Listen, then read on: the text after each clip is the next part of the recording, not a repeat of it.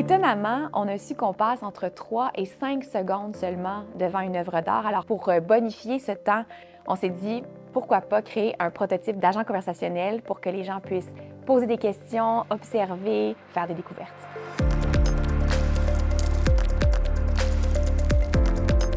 Le Musée national des beaux-arts du Québec a pour mission de conserver, promouvoir, faire connaître l'art du Québec de toutes les périodes.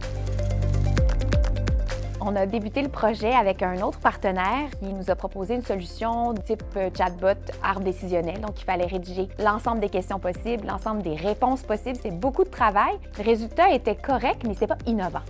On a rencontré l'équipe d'Askmona au même moment où c'était l'avènement de ChatGPT. Alors, ils nous ont proposé cette solution qui était beaucoup plus simple d'utilisation et beaucoup plus surprenante pour les visiteurs.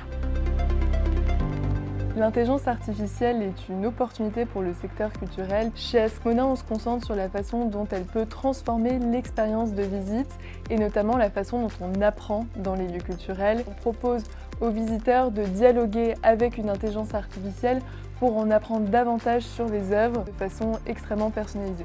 C'est un outil qui participe absolument à l'inclusion au musée. On peut poser les questions à l'oral, on peut poser les questions à l'écrit et surtout, on peut poser toutes les questions possibles. J'ai cru voir des personnages bouger dans l'œuvre.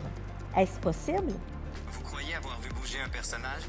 C'est normal, puisqu'il s'agit d'une œuvre vidéo, invitant le spectateur à ressentir de l'empathie pour les personnages qui luttent pour maintenir leur pose exigeante. La solution qu'on a développée chez Askmona permet de contrôler les informations auxquelles a accès une intelligence artificielle générative. Les équipes du Musée national des beaux-arts du Québec ont accès à un back-office qui leur permet de mettre à jour la base de connaissances à laquelle a accès l'intelligence artificielle générative. Parmi les contenus qu'on utilise, les visites guidées, les contenus de sites éducatifs du Musée national des beaux-arts du Québec, les dossiers d'œuvres que les conservateurs et historiens de l'art rédigent.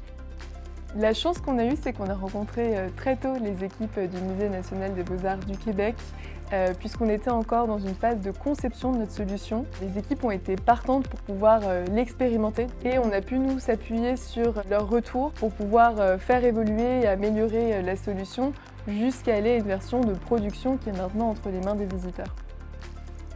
Ce projet-là a été innovant à tous les niveaux. On est allé faire beaucoup de travail de design thinking centré sur l'utilisateur.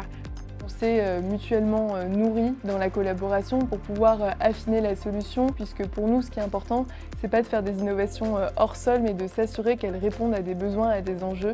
C'est vraiment fascinant de voir comment les gens trouvent une magie dans leur visite maintenant.